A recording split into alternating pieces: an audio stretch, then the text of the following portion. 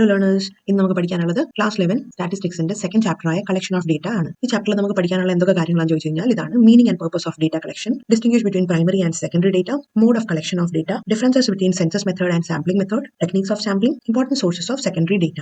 അപ്പോൾ നമ്മൾ ഓൾറെഡി പഠിച്ചായിരുന്നു നമ്മുടെ സ്റ്റാറ്റിസ്റ്റിക്സ് എന്ന് പറയുമ്പോഴത്തേക്കും നമ്മുടെ കൈ കിട്ടിയിരിക്കുന്ന റോ ഡേറ്റ എന്ന് പറയുമ്പോഴത്തേക്കും അവിടെ പല സാധനങ്ങളും വരും അല്ലേ. അങ്ങനെ മിക്സ്ഡ് അപ്പ് ആയിട്ടിരിക്കുന്ന ഡേറ്റയിൽ നിന്ന് നമ്മൾ ഇതിനെ വേർതിരിക്കുക. ഇതാണ് കളക്ഷൻ എന്ന് പറയുന്ന സ്റ്റെപ്പ്. നമ്മൾ എന്ത് ചെയ്യുന്നു? ഡേറ്റനെ കളക്ട് ചെയ്യുകയാണ്. ഇനി നമ്മൾ ഇതിനെ എന്ത് ചെയ്യുന്നതാണ്? വേർതിരിക്കുകയാണ്. ഒരേപോലത്തെ സ്വഭാവമുള്ള നമുക്ക് ആവശ്യമുള്ള ഡേറ്റനെ നമ്മൾ ഈ മിക്സ്ഡ് അപ്പ് ആയിട്ടുള്ള ഡേറ്റയിൽ നിന്ന് നമ്മൾ വേർതിരിക്കുകയാണ്. അതാണ് നമ്മൾ ഈ ഒരു ഹോൾ പ്രോസസ്സിൽ നമ്മൾ പഠിക്കുന്നത്. അപ്പോൾ അതിന്റെ ഏറ്റവും ആദ്യത്തെ സ്റ്റെപ്പാണ് കളക്ഷൻ ഓഫ് ഡേറ്റനെ നമ്മൾ കളക്ട് ചെയ്യുക. അപ്പോൾ നമുക്ക് മനസ്സിലാക്കേണ്ട ഒരു മെയിൻ പ്രധാനപ്പെട്ട കാര്യം എന്ന് പറയുമ്പോൾ നമുക്ക് എവിടെ നിന്നൊക്കെ ഈ ഡേറ്റ കിട്ടും? ഈ പറയുന്ന ഡേറ്റ നമുക്ക് പല സ്ഥലത്തു നിന്നും കിട്ടും. എന്ത് കാര്യത്തിനെ പറ്റിയാണെങ്കിലും നമുക്കൊരു ഡേറ്റ കളക്ട് ചെയ്യണമെന്നുണ്ടെങ്കിൽ അവിടെ രണ്ട് മെയിൻ സോഴ്സസ് ആണ് ഉള്ളത്. അപ്പോൾ ഇവിടെ ഏറ്റവും ആദ്യമേ നമ്മുടെ ക്ലാസ് തുടങ്ങുന്നത് തന്നെ എന്താണ്? What are the sources of data എന്ന് പറയുന്നതാണ് ഏറ്റവും ആദ്യത്തെ ടോപ്പിക്. ഈ സോഴ്സസ് എന്ന് പറയുമ്പോൾ രണ്ട് രീതിയിൽ നമ്മൾ അതിനെ ക്ലാസിഫൈ ചെയ്യും. ഒന്നാമത് പ്രൈമറി സോഴ്സസ്, രണ്ടാമതാണ് സെക്കൻഡറി സോഴ്സസ്. അപ്പോൾ നമുക്ക് ഇതിനെപ്പറ്റി പറയാനാണെങ്കിൽ ഇത് പലപ്പോഴും ഇമ്പോർട്ടന്റ് ആയിട്ടുള്ള ഒരു കോൺസെപ്റ്റ് അനുസരിച്ച് വരുന്ന ഒരു ക്വസ്റ്റ്യൻസ് ആണ്. പ്രൈമറി സോഴ്സസും അതേപോലെ സെക്കൻഡറി സോഴ്സസ് ഓഫ് ഡേറ്റ എന്ന് പറയുന്നത് ഇത് വളരെ ഇമ്പോർട്ടന്റ് ആയിട്ട് വരുന്ന കാര്യങ്ങളാണ്. അപ്പോൾ ഏറ്റവും ആദ്യമേ നമുക്ക് മനസ്സിലാക്കേണ്ടത് പ്രൈമറി സോഴ്സസിന്റെ പ്രത്യേകത എന്താണ്, അർത്ഥം എന്താണ്, സെക്കൻഡറി സോഴ്സസിന്റെ അർത്ഥം എന്താണെന്നാണ് അറിയേണ്ടത്. പ്രൈമറി സോഴ്സസ് എന്ന് പറയുമ്പോൾ ഇതിന് ചില പ്രത്യേകതകളുണ്ട്. They are first hand data എന്ന് വേണമെങ്കിൽ നമുക്ക് പറയാൻ പറ്റും. First hand data. അതേ സ്ഥാനത്ത് സെക്കൻഡറി ഡേറ്റയെ പറ്റി നമുക്ക് എന്താ പറയും? These are second hand data. First hand, second hand എന്ന് പറയുമ്പോൾ second hand mobile phone, second hand വണ്ടി എന്നൊക്കെ നമുക്ക് അറിയും അല്ലേ. ഫസ്റ്റ് ഹാൻഡ് ഡേറ്റ എന്ന് പറയുമ്പോൾ എന്താണ്? ഫസ്റ്റ് ഹാൻഡ് എന്ന് പറയുമ്പോഴത്തേക്കും ഇത് റിസർച്ചർ നേരിട്ട് പോയി കളക്ട് ചെയ്യുന്ന ഡേറ്റയാണ് ഫസ്റ്റ് ഹാൻഡ് ഡേറ്റ. ഇനി ഓൾറെഡി കളക്ട് ചെയ്ത ഒരു വ്യക്തിയുണ്ട്, ഇയാൾ വഴി കൈമാറി, ഇയാൾ ചിലപ്പോൾ ഒരു മാഗസീനിൽ പ്രസിദ്ധീകരിച്ചു അല്ലെങ്കിൽ ഇന്റർനെറ്റിൽ പ്രസിദ്ധീകരിച്ചു അല്ലെ. ഇങ്ങനെ ഇതിൽ നിന്നാണ് നമ്മൾ എന്ത് ചെയ്യുന്നത്? നമ്മൾ ആസ് എ റിസർച്ചർ നമ്മൾ ഈ ഡേറ്റ കളക്ട് ചെയ്യുവാണെങ്കിൽ നമ്മൾ അതിനെ പറയും സെക്കൻഡ് ഹാൻഡ് ഡേറ്റ. മറ്റേതോ വ്യക്തി കളക്ട് ചെയ്ത ഡേറ്റനെ നമ്മൾ ഇവിടുന്ന് കോപ്പി പേസ്റ്റ് ചെയ്ത് അടിച്ചു മാറ്റിയതാണ് അല്ലേ. അപ്പോൾ അതിന്റെ ബെസ്റ്റ് എക്സാമ്പിൾ എന്താണ്? ഇപ്പം നമ്മൾ എന്തെങ്കിലും ഒരു പ്രൊജക്റ്റോ അല്ലെങ്കിൽ എന്തെങ്കിലും ഒരു നോട്ടോ അല്ലെങ്കിൽ എന്തെങ്കിലും ഒരു കാര്യം നമ്മൾ ഗൂഗിളിൽ സെർച്ച് ചെയ്യാറുണ്ട് അല്ലേ. ഗൂഗിളിൽ സെർച്ച് ചെയ്യാറുണ്ട്. വിക്കിപീഡിയ ഉണ്ട്. വിക്കിപീഡിയ എന്ന് പറയുമ്പോൾ അറിയാലോ, ഗൂഗിളിൽ തന്നെ നമ്മൾ സെർച്ച് ചെയ്ത് കിട്ടുന്ന സാധനമാണ്. പിന്നെ അതേപോലെ ഏതെങ്കിലും മാഗസീനിൽ നമ്മൾ കയറി മാഗസീന് നമ്മൾ എന്തെങ്കിലും ഡേറ്റ കളക്ട് ചെയ്യുന്നു. ഇതൊക്കെ നമ്മൾ നേരിട്ട് പോയി ചെയ്യുന്നതാണ് അല്ലെ. ഗൂഗിളിൽ നമ്മൾ തന്നെ സംഭവം ടൈപ്പ് ചെയ്ത് റെഡിയാക്കി എടുക്കുന്നതാണ്. പക്ഷേ ആ ഡേറ്റയുടെ സ്വഭാവം എന്താണ്? അത് മറ്റാരോ കളക്ട് ചെയ്ത് വെച്ചിരിക്കുന്ന ഡേറ്റനെയാണ് നമ്മൾ കോപ്പി പേസ്റ്റ് ചെയ്ത് യൂസ് ചെയ്യുന്നത്. അപ്പം those are called second hand data. First hand data എന്ന് പറയുമ്പോൾ എന്താണ്? റിസർച്ചർ നേരിട്ട് ചെന്ന് ഇൻഫർമേഷൻ കളക്ട് ചെയ്യുന്നു. ഫോർ എക്സാമ്പിൾ ഇന്റർവ്യൂകളൊക്കെ എന്ന് പറയുമ്പോൾ എന്താണ്? ഫ്രഷ് ഹാൻഡ് ഡേറ്റ ആണ് അല്ലേ. അതെ. ഇനി അടുത്ത എന്താണ്? ഇതിൽ ഏതാ റിലയബിലിറ്റിയുടെ കാര്യത്തിൽ ഏതാ നമുക്ക് വിശ്വസിക്കാൻ പറ്റുന്ന ഏതാണ്? കുറച്ചുകൂടി ബിലീവ് ചെയ്യാൻ പറ്റുന്ന ഡേറ്റ ഏതാണ്? ഫസ്റ്റ് ഹാൻഡ് ഡേറ്റയാണോ സെക്കൻഡ് ഹാൻഡ് ഡേറ്റയാണോ? തീർച്ചയായും ഫസ്റ്റ് ഹാൻഡ് ഡേറ്റയാണ്, പ്രൈമറി ഡേറ്റയാണ് റിലയബിൾ ആയിട്ട് നമുക്കുള്ളത്. ബിക്കോസ് എന്തുകൊണ്ടാണ്? ഇത് റിസർച്ചർ നേരിട്ട് പോയി കളക്ട് ചെയ്യുന്നതാണ്. ഇനി നമ്മൾ പലപ്പോഴും കാണാറുണ്ട് വാട്സാപ്പിൽ പല മെസ്സേജസ് വരും അല്ലെ. മാഗി കഴിച്ചാൽ ക്യാൻസർ വരും, പിന്നെ ഫോൺ കണ്ടു കഴിഞ്ഞാൽ കണ്ടിടിച്ച് പോകും, അങ്ങനെ ഇങ്ങനെ കുറേ മെസ്സേജസ് നമ്മൾ കാണാറുണ്ട്. ചിലതൊക്കെ ഫുള്ളി ഫേക്ക് ആയിരിക്കും, ചിലതൊക്കെ റിയൽ ആയിരിക്കും, റൈറ്റ്. അപ്പോൾ അതിൻ്റെയൊക്കെ തെളിവ് എന്താണെന്ന് ചോദിച്ചു കഴിഞ്ഞാൽ നമ്മൾ എപ്പോഴും കൺഫ്യൂസിംഗ് ആണ്. ചുമ്മാ നമ്മൾ ഷെയർ ചെയ്ത് വിടാൻ വേണ്ടിയിട്ട് നമ്മൾ എന്ത് ചെയ്യും? ഫോർവേഡ് ബട്ടൺ നിൽക്കി അങ്ങ് വിടും, ഗ്രൂപ്പിലോട്ടൊക്കെ ഷെയർ ചെയ്ത് വിടും. പക്ഷെ എന്നാൽ പോലും അത് ശരിക്കും ഉള്ളതാണോ എന്ന് ചോദിച്ചു കഴിഞ്ഞാൽ ആർക്കും അറിയില്ല അല്ലെ. അപ്പം അങ്ങനെ പല മെസ്സേജസും നമ്മുടെ കൈ കൂടെ വന്നു പോകാറുണ്ട്. അപ്പം ഇത് ശരിക്കും പറഞ്ഞാൽ ഇറ്റ് ഈസ് നോട്ട് റിലയബിൾ ആണ്. ഇതിന്റെ ശരിക്കുള്ള സോഴ്സ് കണ്ടെത്തുക എന്ന് പറയുമ്പോൾ ബുദ്ധിമുട്ടാണ്. സെക്കൻഡ് ഹാൻഡ് ഡേറ്റയുടെ ആരോ പറഞ്ഞറിഞ്ഞ് കേട്ട് വന്ന് ഓരോ സംഭവങ്ങൾ നമ്മൾ അങ്ങ് ക്യാരി ഫോർവേഡ് ചെയ്ത് കൊണ്ടുപോകുന്നു. അതാണ് ബേസിക് ആയിട്ടുള്ള ഡിഫറൻസസ്. പ്രൈമറി സോഴ്സസ് ഓഫ് ഡേറ്റയും സെക്കൻഡറി സോഴ്സസും തമ്മിലുള്ള മെയിൻ വ്യത്യാസം ഇങ്ങനത്തെയൊക്കെ കാര്യങ്ങളാണ്. ഇനി how do we collect data? എങ്ങനെയാണ് നമ്മൾ ഡേറ്റ കളക്ട് ചെയ്യുന്നത്? നമുക്ക് പല രീതിയിലും ഡേറ്റ കളക്ട് ചെയ്യാം അല്ലെ. അപ്പോൾ നമ്മൾ കുറേ ഇങ്ങനെ മെത്തേഡ്സ് ഒക്കെ നമ്മൾ പഠിക്കും, എങ്ങനെയൊക്കെയാണ് നമുക്ക് ഡേറ്റ കളക്ട് ചെയ്യാൻ പറ്റുന്നത്. ഇനി ഒരേ മെത്തേഡ് തന്നെ എല്ലാ സിറ്റുവേഷൻസിലും യൂസ് ചെയ്യാൻ പറ്റുമോ? ഇല്ല. നമ്മുടെ പോപ്പുലേഷൻ എന്ന് പറയുമ്പോൾ ഇന്ത്യയുടെ ടോട്ടൽ പോപ്പുലേഷൻ അങ്ങനെയല്ല, നമ്മൾ സ്റ്റഡി ചെയ്യാൻ ഉദ്ദേശിക്കുന്ന ഗ്രൂപ്പ്, അതാണ് പോപ്പുലേഷന്റെ വലുപ്പത്തിന്റെ അടിസ്ഥാനത്തിൽ, അതിന്റെ നേച്ചർ, സ്വഭാവത്തിന്റെ അടിസ്ഥാനത്തിലൊക്കെയാണ് നമ്മൾ ഡേറ്റ കളക്ട് ചെയ്യുന്ന മെത്തേഡ്സ് ഡിസൈഡ് ചെയ്യുന്നത്. അപ്പോൾ ഇതിന്റെ അകത്ത് കുറച്ച് കാര്യങ്ങൾ ഇങ്ങനെ കുറച്ച് അൺഓർഗനൈസ്ഡ് ആയിട്ടാണ് കൊടുത്തിരിക്കുന്നത്. പക്ഷെ എന്നാലും ഇവിടെ ഡേറ്റ കളക്ട് ചെയ്യുന്നതിന്റെ ഒരു മെയിൻ ഒരു എക്വിപ്മെന്റ് അല്ലെങ്കിൽ ഇൻസ്ട്രുമെന്റിനെ പറ്റി പറയുന്നുണ്ട്. ഡേറ്റ കളക്ട് ചെയ്യാനുള്ള, പ്രൈമറി ഡേറ്റ കളക്ട് ചെയ്യാനുള്ള ഒരു മെയിൻ ഇൻസ്ട്രുമെന്റിനെ പറ്റി ഇവിടെയാണ് പറഞ്ഞിരിക്കുന്നത്. ദാറ്റ് ഈസ് ക്വസ്റ്റനെയർ എന്ന് പറയുമ്പോൾ എന്താണ് ബേസിക്കലി പറഞ്ഞു കഴിഞ്ഞാൽ ഇത് ജസ്റ്റ് ഒരു ഡോക്യുമെന്റ് ആണ്. ഓക്കെ. കുറേ ക്വസ്റ്റ്യൻസ് ഉണ്ട്. ക്വസ്റ്റ്യൻ നമ്പർ 1 എന്ന് പറഞ്ഞിട്ട് ഇങ്ങനെ, ക്വസ്റ്റ്യൻ നമ്പർ 2 എന്ന് പറഞ്ഞിട്ട് കുറേ സംഭവങ്ങൾ, അങ്ങനെ കുറേ ക്വസ്റ്റ്യൻസിന്റെ ഒക്കെ ഒരു ക്വസ്റ്റ്യൻ പേപ്പർ ആണ് ചുരുക്കി പറഞ്ഞാൽ അല്ലെ. ഇനി ഇത് എന്ത് സംഭവിക്കുന്നു? ഇത് ഒരു റിസർച്ചർ മറ്റൊരാളുടെ ഇൻവെസ്റ്റിഗേറ്റ് ചെയ്യുന്ന ആളുടെ അടുത്തോട്ട് പോയിട്ട് അത് ഫില്ല് ചെയ്യിപ്പിക്കുന്നു. ഇന്റർവ്യൂ വഴിയോ, അതല്ലെങ്കിൽ ഇയാൾ എന്ത് ചെയ്യുന്നു, ഇയാൾ മെയിൽ ചെയ്യുന്ന വഴിയോ, അല്ലെങ്കിൽ ഇത് നേരിട്ട് പോയി ചെയ്യുന്നതാവാം. അതല്ല എന്നുണ്ടെങ്കിൽ അവർക്ക് ക്വസ്റ്റനേഴ്സ് തപാൽ വഴി അയച്ചു കൊടുക്കുന്നതാവാം. ഇപ്പോഴത്തെയൊക്കെ എന്ന് പറയുമ്പോഴത്തേക്കും ഇമെയിൽ വഴി തന്നെ നമുക്ക് ആൾക്കാർക്ക് ഇതൊക്കെ അയച്ചു കൊടുക്കാവുന്നേ അല്ലെ. ഇമെയിൽ വഴി സെൻഡ് ചെയ്യുന്നതാവാം. എങ്ങനെയോ നമ്മുടെ റിസർച്ചർ ഇവരുടെ റെസ്പോണ്ടന്റിന്റെ അടുത്ത് നിന്ന് ഡേറ്റ കളക്ട് ചെയ്യാൻ വേണ്ടി ഇത് അയച്ചു കൊടുക്കും.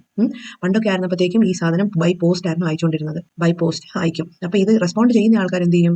അവർ ചിലപ്പം 10 പേർക്ക് നമ്മൾ അയച്ചു കഴിഞ്ഞാൽ ചിലപ്പോൾ 8 പേര് റെസ്പോണ്ട് ചെയ്തിരിക്കും അല്ലെ. അപ്പോൾ അങ്ങനെയൊക്കെയാണ് സംഭവം. ഇനിയിപ്പോൾ വേറൊരു കാര്യം എന്താണെന്ന് വെച്ചാൽ നമുക്ക് ഈ ക്വസ്റ്റനെയറിന്റെ സ്വഭാവം എങ്ങനെയാണ്? ഇപ്പം നമ്മളോട് ചോദിച്ചിരിക്കുന്നത് നമ്മളുടെ സ്മോക്കിംഗ് ഹാബിറ്റ്സ് ആണ്. ഓക്കെ. സ്മോക്കിംഗ് ഹാബിറ്റ്സിനെ പറ്റിയാണ് ചോദിച്ചിരിക്കുന്നത്. അപ്പം ക്വസ്റ്റനെയർ ഇതിനെ പറ്റിയാണ്. അപ്പം അപ്പം നമ്മുടെ ഫാമിലിയിലോട്ട് നമ്മുടെ പേരിൽ ഒരു ക്വസ്റ്റനെയർ ഇങ്ങനെ വന്നിരിക്കുകയാണ്, ഡു യു സ്മോക്ക്, പിന്നെ എത്ര നാളെ നിങ്ങൾ സ്മോക്ക് ചെയ്യാറുണ്ട്, എത്ര ബീഡി വലിച്ചു തീർക്കാറുണ്ട്, എങ്ങനെയാണെന്നൊക്കെ പറഞ്ഞ് ചോദിക്കുമ്പോഴത്തേക്കും നമുക്ക് ശരിക്കും പറഞ്ഞാൽ നമ്മൾ സ്മോക്ക് ചെയ്യുന്ന ഒരാളാണെങ്കിൽ പോലും നമുക്കിത് ഫില്ല് ചെയ്ത് അയക്കാൻ പറ്റുമോ? യെസ്, ഞാൻ സ്മോക്ക് ചെയ്യാറുണ്ട്, ദിവസം ഒരു 10 ബീഡി ചിലവാക്കാറുണ്ട്, എങ്ങനെ പറയുമോ, ബീഡി അല്ല പോട്ടെ സിഗരറ്റിലോട്ട് മാറ്റാം, എന്നാൽ പോലും നമ്മളത് ഫില്ല് ചെയ്യാൻ പറ്റുമോ? ഇല്ല. ഇങ്ങനത്തെ ഈ ടോപ്പിക്സ് എന്ന് പറയുമ്പോഴത്തേക്കും ഇത് കോൺഫിഡൻഷ്യൽ ആണ് അല്ലേ? നമുക്ക് ചിലപ്പം ഹൈഡ് ചെയ്തിട്ടായിരിക്കും നമ്മൾ ഇതിന്റെ ഡേറ്റ പറയാൻ ആഗ്രഹിക്കുന്നത്, റൈറ്റ്? സോ അപ്പം നമുക്ക് ഇത് എന്ത് ചെയ്യാൻ പറ്റില്ല, മറ്റുള്ളവർ അറിയുന്നുള്ള ഒരു നേച്ചർ ഉള്ളതുകൊണ്ട് നമ്മൾ ഇത് ചിലപ്പം നോ എന്ന് പറയും. അപ്പം ശരിക്കും നമ്മുടെ ക്വസ്റ്റനെയർ എന്ന് പറയുന്നത് ഒരു ബിലീവ് ചെയ്യാൻ പറ്റുന്നതായി മാറുമോ? ഇല്ല. നമ്മുടെ റിസർച്ച് പ്രകാരം പറയുമ്പോൾ എന്താണ്, 8 ഔട്ട് ഓഫ് 10 ആൾക്കാർ 10 പേർക്ക് അയച്ചു കൊടുത്തു, അതിൽ 8 പേരും പറയുന്നത് ഇല്ല, അവർ സ്മോക്ക് ചെയ്യാറില്ല എന്നാണ് റിസർച്ച് ഫൈൻഡ് ഔട്ട് ചെയ്യുന്നത്. പക്ഷേ അത് ശരിയാവുമോ ഇങ്ങനെയാണെങ്കിൽ? ഒരിക്കലും ഇല്ല. ഇങ്ങനത്തെ ഒരു ഫേക്ക് സിറ്റുവേഷൻ ആണെങ്കിൽ നമ്മുടെ ക്വസ്റ്റനെയറിന്റെ ആ ഒരു റിലയബിലിറ്റി ഇവിടെ നഷ്ടപ്പെടുവാണ്, റൈറ്റ്? സോ അപ്പോൾ അതുകൊണ്ട് ക്വസ്റ്റനെയറിന് ചില സ്വഭാവ വിശേഷതകളുണ്ട്. ഒരു നല്ല ക്വസ്റ്റനെയർ എങ്ങനെ ആവണം എന്ന് ചോദിച്ചു കഴിഞ്ഞാൽ അവിടെ ചില ഫീച്ചേഴ്സ് കൊടുത്തിട്ടുണ്ട്. അപ്പോൾ അത് ബേസിക്കലി ഇമ്പോർട്ടന്റ് ആയിട്ടുള്ള കുറച്ച് പോയിന്റ്സ് ആണ്, അത് ശ്രദ്ധിച്ച് പഠിക്കുക. ആദ്യത്താണ് it should not be too long, അല്ലെങ്കിൽ നമുക്ക് എഴുതാം ഇറ്റ് ഷുഡ് ബി ഷോർട്ട്. അതായത് നമുക്ക് എന്ത് ചെയ്യണം, ക്വസ്റ്റനെയർ വലിച്ചു നീട്ടി വലിയ പാരഗ്രാഫ് ഒക്കെ എഴുതി വെച്ച് കഴിഞ്ഞാൽ ആൾക്കാർ അത് റീഡ് ചെയ്യുന്നത് വളരെ കുറവായിരിക്കും.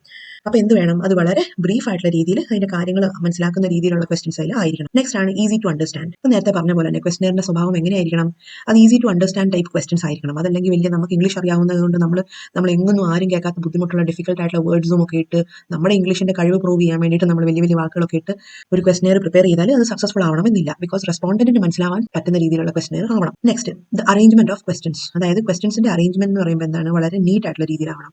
അപ്പോൾ നമ്മൾ പലപ്പോഴും കണ്ടിട്ടുണ്ട്, സാധാരണ രീതിയിൽ നമ്മളൊരു ഫോം ഫില്ല് ചെയ്യുകയാണെങ്കിൽ ഏറ്റവും ആദ്യമേ നമ്മളോട് ചോദിക്കുന്നത് നിങ്ങൾ ഏത് നാട്ടുകാരാണെന്നാണോ? അല്ല, നമ്മളോട് ചോദിക്കുന്നത് എന്താണ്, നെയിം ചോദിക്കും അല്ലെ, പിന്നെ എന്താണ്, നമ്മുടെ സ്കൂളിന്റെ ബേസ്ഡ് ആയിട്ടുള്ള സ്റ്റഡി ബേസ്ഡ് ആയിട്ടുള്ള ഒരു ക്വസ്റ്റനെയർ ആണെങ്കിൽ അവിടെ ക്ലാസ് ചോദിക്കും, സ്കൂൾ ചോദിക്കും. അപ്പോൾ അങ്ങനത്തെ കുറച്ച് കാര്യങ്ങളാണ് ചോദിക്കുന്നത് നമുക്കറിയാം അല്ലെ. അപ്പം ഇവിടെ എന്താണ്, ഇവിടെയും പറയുന്നത് ഇതേപോലെ തന്നെയാണ്. ഇവിടെ ഒരു പ്രോപ്പർ ആയിട്ടുള്ള ലോജിക്കൽ അറേഞ്ച്മെന്റ് ഓഫ് ക്വസ്റ്റൻസ് ഉണ്ടാവണം എന്നാണ് പറയുന്നത്. നാലാമത്തെന്ന് പറയുമ്പോഴത്തേക്കും സീരീസ് ഓഫ് ക്വസ്റ്റൻസിന്റെ സ്വഭാവം എന്ന് പറയുമ്പോൾ it should move from general to specific. Okay, അതായത് ജനറൽ എന്ന് പറയുമ്പോൾ എന്താണ്, പൊതുവായിട്ടുള്ള കാര്യം ചോദിച്ചുകൊണ്ട് നമ്മുടെ ടോപ്പിക്കിലോട്ട്, സ്പെസിഫിക് എന്ന് പറയുമ്പോൾ പെർട്ടിക്കുലർ ടോപ്പിക്, നമ്മുടെ മെയിൻ ടോപ്പിക് എന്താണോ അതിലോട്ട് മൂവ് ചെയ്യുന്ന രീതിയിലാണ് നമ്മുടെ ക്വസ്റ്റനെയർ പ്രിപ്പയർ ചെയ്യുന്നത്. അതാണ് നമ്മൾ ഇവിടെ പറഞ്ഞത്. ഫോർ എക്സാമ്പിൾ നമ്മൾ പറഞ്ഞു, അതായത് ഡു യു സ്മോക്ക് എന്ന് പറയുമ്പോൾ എന്താണ്, അല്ലെങ്കിൽ ഡു യു സ്മോക്കിന് പകരം നമ്മൾ ചോദിക്കുകയാണ് ഈസ് സ്മോക്കിംഗ് റോങ് എന്ന് ചോദിക്കുക. അതായത് സ്മോക്ക് ചെയ്യുന്നത് റോങ് ആണോ, അല്ലെങ്കിൽ അത് ശരിയാണോ എന്ന് ചോദിക്കണം. അപ്പോൾ ഇതെന്താണ്, ഇതൊരു ജനറൽ ക്വസ്റ്റൻ ആണ് അല്ലേ. അപ്പം നമ്മൾ പറയുകയാണ് യെസ് സ്മോക്കിംഗ് തെറ്റാണ് എന്ന് പറയുമ്പോൾ എന്താണ്, അപ്പം അടുത്ത ചോദ്യം പറയുകയാണ് ഡു യു സ്മോക്ക് എന്ന് പറയുകയാണെങ്കിലോ. അപ്പം ആദ്യത്തെ എന്താണ്, ജനറൽ ക്വസ്റ്റനും, രണ്ടാമത്തത് സ്പെസിഫിക് ക്വസ്റ്റനുമാണ്. ഓക്കെ, നമുക്ക് നമ്മുടെ ടോപ്പിക്കുമായിട്ട് ബന്ധമുള്ളതാണ് സ്പെസിഫിക് ക്വസ്റ്റൻ.